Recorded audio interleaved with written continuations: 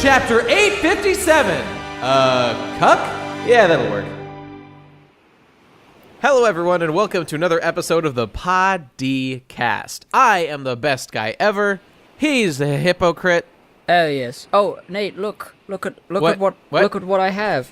Look, it's the new newspaper. Papers? Yeah. Uh-huh. And we got wanted posters finally. We got wanted posters.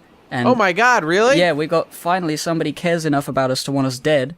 And my wildest dreams have come true. yeah, we've both only got one belly a bounty, but also the camera didn't work, so the artwork for these wanted posters has to be drawn by someone who may be listening to us just talking by ourselves. Oh, so they're looking for artwork. The Marines are like looking for artwork to be made for them. And you know, that'd be pretty cool if someone in the audience could draw a wanted poster. Well, hey guys, why don't you tweet at TPcrastinators if you want the job, and we'll forward that to the Marines, and we'll get some fucking wanted posters made. Yeah. Make some fucking wanted posters. Yeah, all right, cool. It's nice for the Marines to outsource their work every once in a while. You know, subcontract it out, stimulate the economy a little bit. Don't keep all that money captured up in Marijoa. Spread that shit around to the people of the planet that has no name. Does the One Piece planet have a name? Earth? I don't think it's ever been addressed. All blue and all red. All round. I'm gonna call it all around the all planet. around. That's a good one. Because all around the. Oh my god, that totally works on every level. Oda, you can have that one. Okay, so we're talking about chapter 857, Rook, or as I call it, Look. Cuck. I could not think. I had nothing to back that up.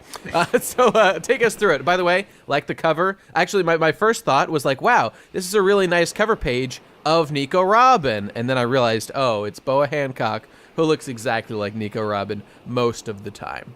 But she's got a big snake because she likes big phallic objects, such as my dick. Okay, let's move on. Cool. Nice. Yes. So we start back with Sanji and Luffy in the rain, just talking about all the stuff that has been going on, and now best friends. Yeah, they're all best friends. Sanji's still a bit like, I don't know what's everything's sort of bad. He's still mulling over, the consequences of his decisions and what's gonna happen. By the way, quick note: Luffy's still missing that fucking tooth. That was the first thing I noticed here. How long is this going? Keep it going. I think it's gonna be at least the whole arc. It's not unless at this point, yes. At this point, it looks like an arc-long commitment. I agree. Then at the end, Sanji's gonna. Something's gonna happen with this tooth. Will he get a gold fucking tooth? I can't see that happening. I cannot see that happening. It'd be pretty badass, though. It would be pretty badass, but who would be the gold provider? Like, what? There's nothing about this is gold. Eneru would come back from the moon with gold. It's just and like, I'm a stick gold it all salesman. in his tooth. I'm a gold. Yeah, that's right. He's become a happy merchant of gold. Okay, what the fuck else is going on? So yeah, they feeling all good about it, and then they see. Or they hear Chopper and the gang in the mirror world, in the fragment of the mirror, and they start talking about the plans of action, and it's basically just they're catching up on everything that's been going on. Yeah, this is them finding out that Sanji is saved. Like, oh, we got him. Yes, he's on our team again. He has turned. So this is a big moment for everybody. They're like, finally, Sanji's back. Yay! It was kind of anticlimactic. The big thing was between. Luffy and Sanji, but yeah, it was nice. It's good. It's good. Yeah, there was that one bit when oh wait, no, before we get to that, they're talking about Luffy is saying we're gonna fucking save Sanji's family because Sanji wants that, and then he'll come back, and then they're all like, oh, hey, you serious? But then Sanji is like, oh no, we can't do this. They'll be in danger, and then they're like, yay, you're okay. You're good. You want to come back, and it's all happy. It's making a point about how like the crew is just so happy at the prospect of Sanji coming back that the idea that they are going to have to go head to head with Big Mom is insignificant. Yeah, they're not in comparison to their love for Sanji. I was expecting them to be like, oh no, wait, but they're obviously like willing to risk their lives in it now to get us all That's the sort thing it I love away. about the Straw Hats so much. Like, even Usopp, the most cowardly one, would easily be on board for this plan. There is no doubt that he would do whatever it is necessary. You know, he would be a coward about it and try to think of ways to, like, minimize the damage. But there is no doubt that any of these people would die for their fellow crewmates because they love each other and they're a wonderful family and they're all great people who I love forever. Yep. Then there was this little bit. Nami is like saying, "I'll never forgive you," and it really killed Sanji and stabbed him through his chest. And he's like, "Oh," and I'm feeling like this is like, I'm not sure whether it's like implying that there's like a potential for like Sanji and Nami to get together, Romance? like Yeah, an that's the actual thing, dude. Because like it's always been sort of like, oh yeah, Sanji loves Nami and Nami doesn't really love him back, but like likes him as a friend. Yeah. But I don't know, like it could This be like stands out. This definitely Yeah. is a standout moment for their relationship that is noteworthy for sure. For all there is a vast number of Sanji Nami shippers out there. That's probably the number one ship in all of One Piece. There's a lot of Frankie Robin as well, and Zoro Robin too. But I think number one is still I don't know. Some idiots do Luffy Nami, but that's ridiculous and will never happen. Sanji and Nami could actually happen, and I don't know. Like, this really seems like a sign that there's like a special relationship between them. 'cause, like, that Nami's particularly offended at him, this whole leaving time, and shit. I hadn't really thought of Sanji as like, I hadn't really thought of anybody as like actually potentially getting together as like a couple by the end. Like the There only has one been is like no clear signs up to this point between any of them, because Oda's gone out of his way to make it that way, which is totally fine. It's the totally only fine. one I was thinking of was like, oh yeah, Luffy and Boa Hancock probably are gonna get together, and it's gonna be like a but, you know, Goku that's and outside the Chi-Chi crew. sort of thing, where he doesn't Yeah, really like- care like- that much.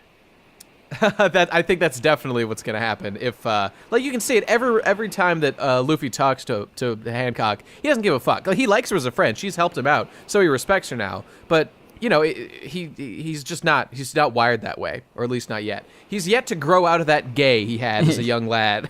One day he will. He'll become a real boy. Yeah, so this is definitely a hint, yeah. a hint at like the possibility of like an OTP or like or pairings off by the end. Like Chopper's got that one reindeer girl from the Mammoth Land. What do you call it? Yep. So like, yeah, one of Zoe on Zoe. yeah. So like, Oh there's- yeah, that was the greatest. That was the greatest. So this could be like subtle. It's subtle enough that I think it might actually happen, because if it was obvious, it would just be a joke.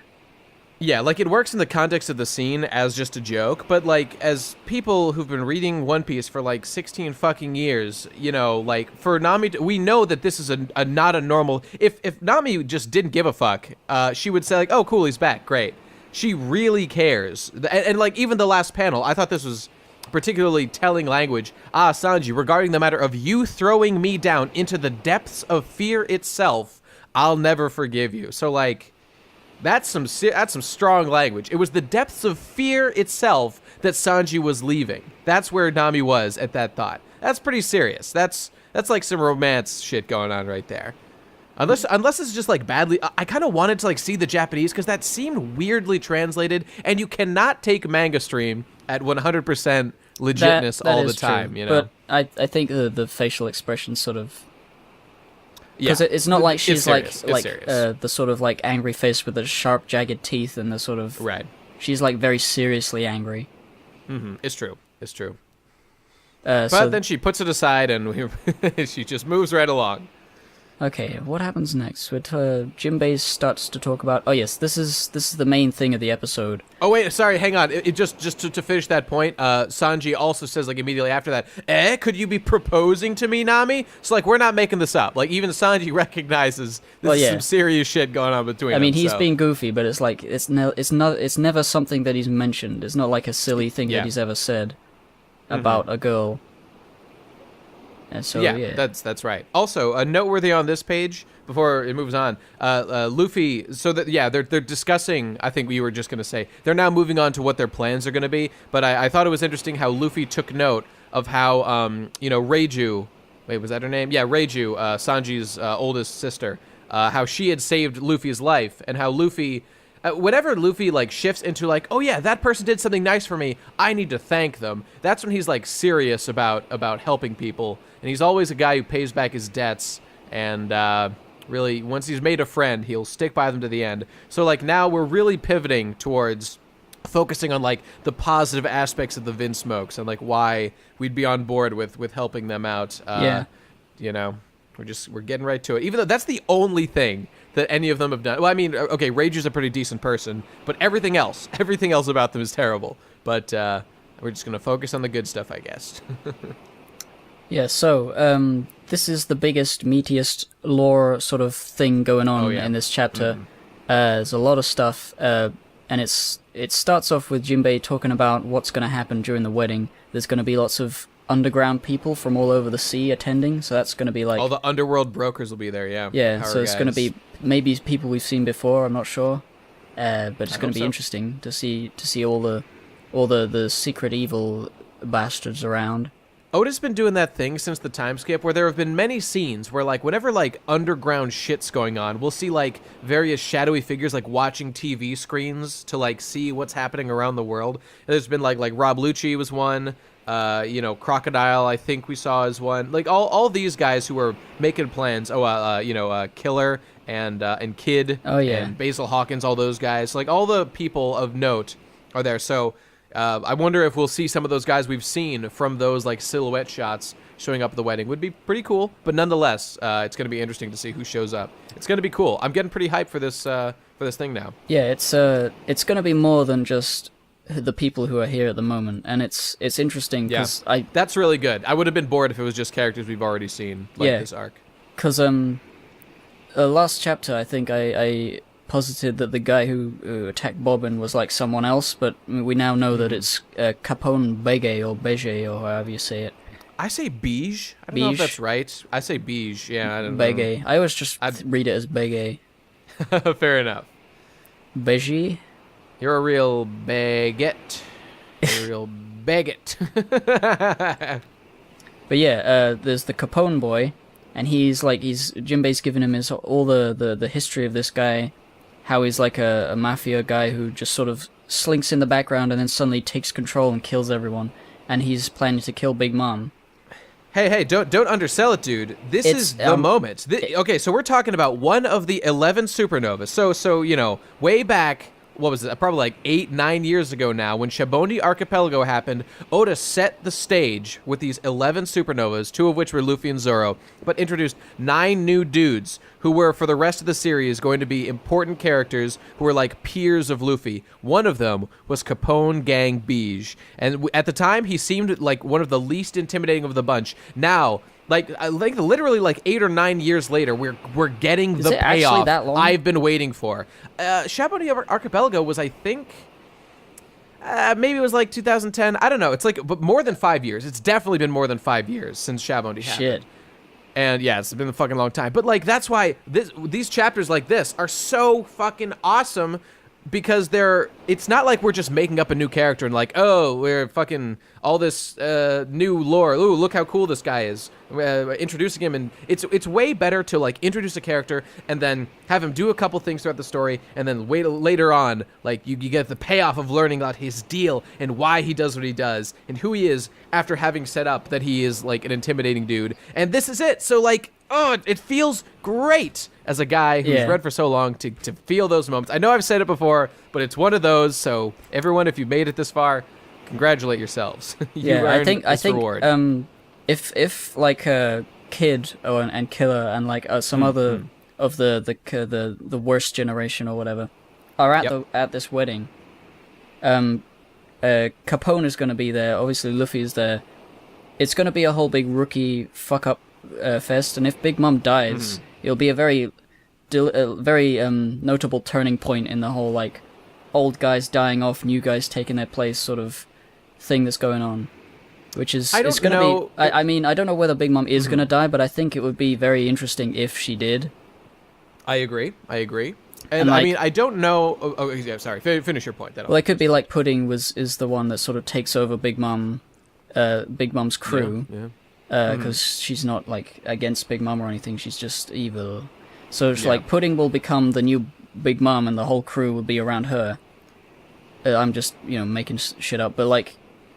It would be like, Whitebeard's dead, Big Mom's dying, Kaido is going to be next, because, like, stuff's gonna be going on with him in the Wano. In Wano, yeah. Yeah, absolutely. He's like, I think he's like ruling Wano or something. He's like working with the Shogun or something. And then I think I'm gonna assume, if it's sort of like a pattern that's going on, Blackbeard might kill Shanks, and then that will start off like the end of the big final like showdown with everyone. Yeah.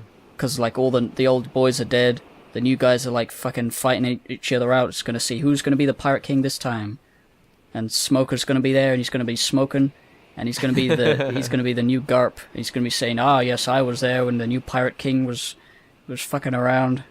Yeah, he's definitely the next Garp. Or I guess it could be Cody, but well, you know, better. Someone. We've got plenty of like marine characters that are gonna be like the equivalent of like the old people.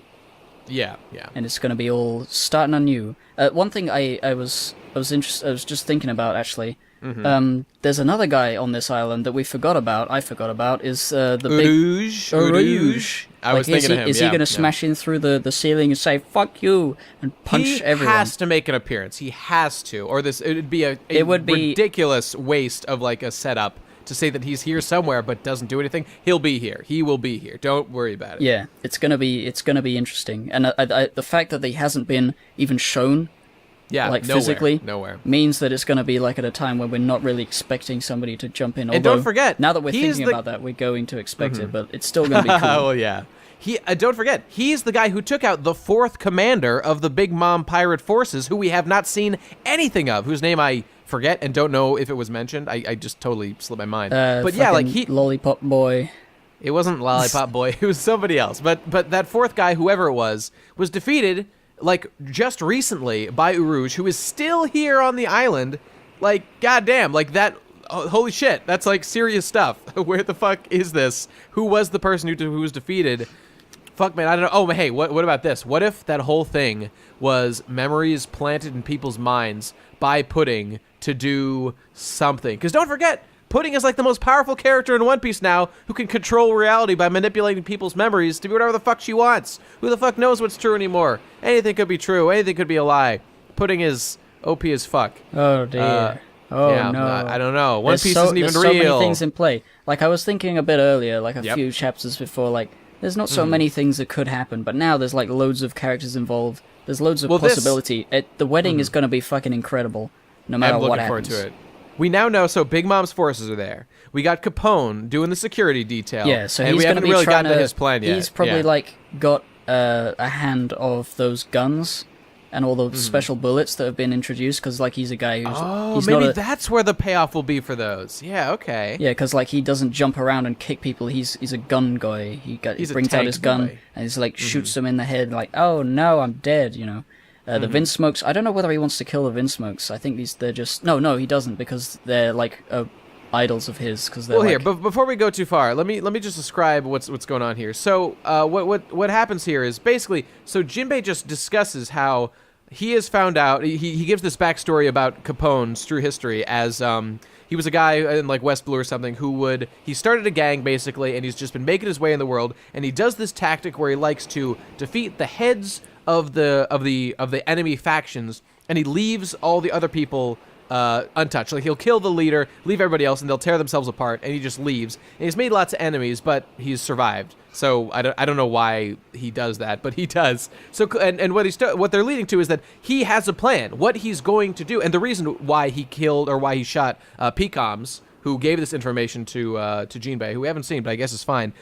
His plan is just to do this to Big Mom. So like, I think we had said that we expected Capone to betray Big Mom. I can't remember at this point. I don't remember if I had. I kind of forgot that he was around, because yeah, we haven't seen him in a while. But he he was too big a character to just fade into like the crew of Big Mom, just like how Diaz Drake, the T-Rex fruit, other supernova guy, is too noteworthy a character to just be phased into Kaido's crew without something more special happening later. Something will happen with Diaz Drake, just like right now something is happening with Capone. And so Jinbei just says, by the way, lol, I set up, even though they tried to fucking murder Pecoms for finding out this information to save the Big Mom pirates, let's ally ourselves. I have already set the meeting with Capone to team up, because we've only got like 8 fucking people here to take down Big Mom, upset the wedding, save the Vince Smokes, save your boy's family. So now, like, I think this is such an awesome development to, like, I was wondering myself, how the fuck are they going to deal with this whole situation of, you know, managing? There's only a handful of these guys, of the Straw Hat allies there. How are they going to deal with all of the Big Mom crew? And here is one excellent way, by allying with a Capone crew, the Fire Tank Pirates. That is one way, because they already had a plan. Oh, it's great. It's great. Yeah, when he was, like, Jinbei was talking about him, was like, oh no, they're gonna have to deal with him as well, like, how are they gonna do it? But then he said, let's team up with them. I'm like, oh yeah, like,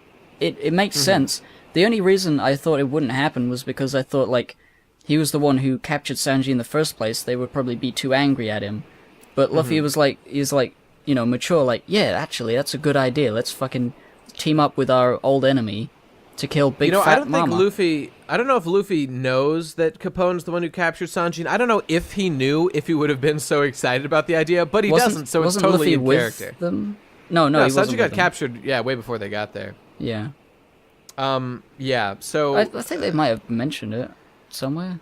Yeah, they might have. But I was just going to say, the one thing about this is... So, like, what they're doing is, they talk, when they talk about Capone is a guy who sets, like, meticulous plans ahead of time and executes them. Like, he's a mafioso, right? So he's like fucking Michael Corleone, you know? He's a very careful guy who plans out his shit ahead of time. And it's very convenient, and this always happens to Luffy. He's the luckiest man in the universe. Like, he has just so happened to...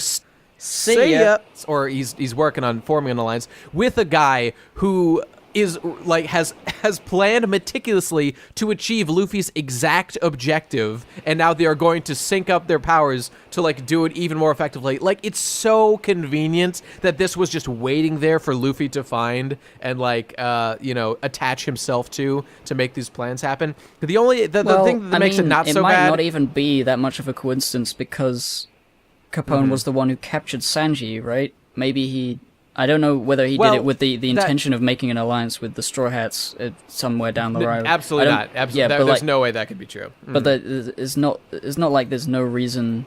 I mean, the thing is, this wedding is where this plan is going to take action.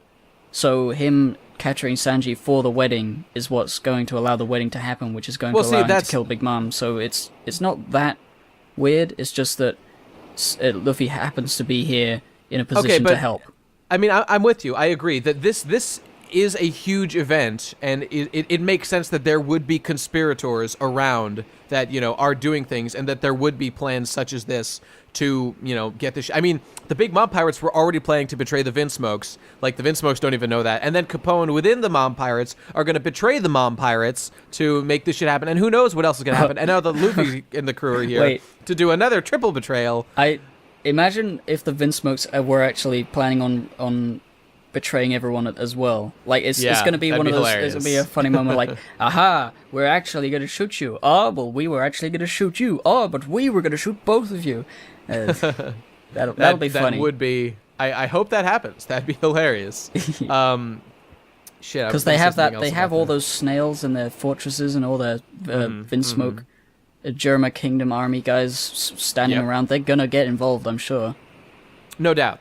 Plus, we have to have a fight between Sanji and the Vince Smoke boys. That has to happen. There has to be a Sanji versus brother fight, or else I'll kill myself. I don't know. It'll be shit, or else it'll be shit. Okay, but that's basically the situation. Yeah. So they've got themselves a fantastic ally who is already planning to do the exact thing that they now need to do. So working out perfectly. So they're going to go meet him. They're going to team up, and it's great. Oh, you know what? I remember the thing I was going to say was, it's super convenient that Luffy found out about this plot. Because remember, in this situation, like, if anyone finds out that Capone is planning a betrayal of Big Mom, they will be destroyed. These are the Big Mom Pirates, definitely more powerful forces than the Capone fire tank pirates. So, like, if Capone's plans got found out by anyone, it could potentially mean the destruction of their entire crew. But who's the one who happened to hear from PCOMs, who just so happened to find out, who then happened to be found by Jinbei, who had been, PCOMs had been shot, floated in the fucking ocean, should have been dead, miraculously alive, so Jinbei could find him, who happens to be an ally of Luffy, so that Luffy could then hear about these plans and then form the alliance with Capone. So you see why I'm saying it's very convenient. It's a fucking pretend world fantasy. Oh, fuck off. That's no excuse. I think it's just really cool that he's got all these characters come together, and it's like... Of course it's cool. I'm just saying that it's very convenient. That's what all. it is. It's like, you got all these characters, you got Jinbei back, and stuff. But, like, all these alliances that have... the alliance with Jinbei has, like, been pre-established. The whole thing with Capone being a Big Mom pirate. Yep, the thing with Sanji's mysterious past. All these things coming together. I don't think it's a bad thing that he's managed to work all these different things together to make them work in like. Well, hey, don't get me wrong. I don't dislike any of the situation. I am merely criticizing the logic of how we got to these events, and I think that they're slightly lazy. That's my only criticism. I think that they're, like a better writer, or just, there could have been more skillful writing to make it a little less eye-rolly about, like, okay, all right. So Luffy, things just so happen to work out again. Okay. That always happens to Luffy. Well, not every time.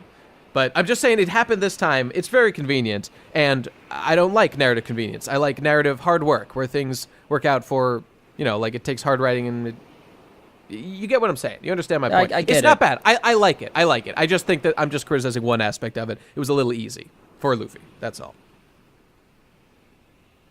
Like, Luffy didn't even do anything. He just rolled up, and Jinbei fucking handed him this situation. I guess it is... whatever. Yeah, the way that this entire chapter was like, by the way, there's this whole thing that I hadn't mentioned up until this point, and it's really important and great, and it's exactly what you need. I get it. I just don't feel like it's that...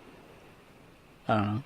I understand your point. You've never been as critical of these types of things as I have, so it's it's understanding that we would differ on this point.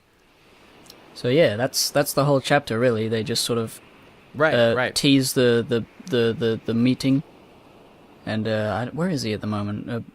The Capone boy, is he inside himself? I'm sure he's in the castle somewhere. Yeah, probably. Yeah, they need to go meet him. Let's see. Yeah, I don't know. He looks... Oh, you know where he is? They've got their little, like, castle ship that's floating next to the island, I think. That's what it looks like. I think they're in their own ship. Do they have a ship that looks like a... Do we know what a ship looks like? If you go to the last page, there's, like, a ship on the top left panel that's kind of... I thought it was just like a castle on the side of... I think I've seen it before. Okay. I thought I'd seen it before and that they had a castle ship, but yeah, I don't know. Also, is it just me, or does on that last panel, that guy standing to Capone's right, on the left side of that middle panel, does that just look exactly like... fucking, goddammit, Caesar Clown, only with spiked up hair instead of flowy down hair? Looks exactly like him. Oh, I mean, it's just that he's got black lips, really. It's his face. He's tall, he's lanky, he's got the same face. I bet that's Caesar Clown's twin brother, or it's fucking Caesar Clown himself, only now he's punk. He's gone that punk. is another thing. Caesar Clown hasn't come back yet. He's just been in the factory. Oh my god, you're right. That's another important factor. Yeah. Something's gonna happen with him, and there's that. Oh shit, dude! Everything's gonna explode. This is gonna be a big. There's a lot of moving parts in this fucking wedding. What was he supposed to be doing? He's supposed to be making more sad, or he's something? Supposed to be making the gigant. Like he already told Big Mom, I think that like, yeah, I've got the gigantism serum ready. Of course, I just need time to make it. And she's like, okay, go make it. And he's like, okay. And so she gave him like I think a day or two. And then he's like, I can't fucking do this. He was just trying to think of a way to bullshit his way out of it. Last time we saw him, I think if Big Mom gets defeated, he'll be like, "Oh, thank fuck." Oh yeah, for sure. He's like, he's like a guy. I'm your friend, Luffy. Just you're a cool guy. Don't kill me. He's like a guy who did not do his homework, and then the teacher's like, "Okay, everybody, pass it up to the front," and he's like, "Oh fuck!" I've been there. Then you pass your friends. You take your friends. You take the guy behind you, and you scratch off his name, and you write your name on it, and then you pass it up. That's what you do in that situation. Take that to the bank, kids. There's a free tip for you. Okay, good. I think we're done. Yep. Okay, thanks for listening, everybody. There should be a chapter next week, so we'll see you then. See more Capone gangland action. I can't wait to see these guys. And don't forget to draw our wanted posters, because that's what I was implying earlier that you should do. Go draw our goddamn wanted posters and send it to @TPcrastinators, or you can send it to @bestestguyever, or is it The Hypocrite, right? Yeah, that's your at Twitter. The Hypocrite. Right, with the special spelling, H-I, figure it out. He's a hippo boy. Okay, thanks for listening, everybody. Go do that shit. We'll talk to you next time. Bye-bye. Rebel.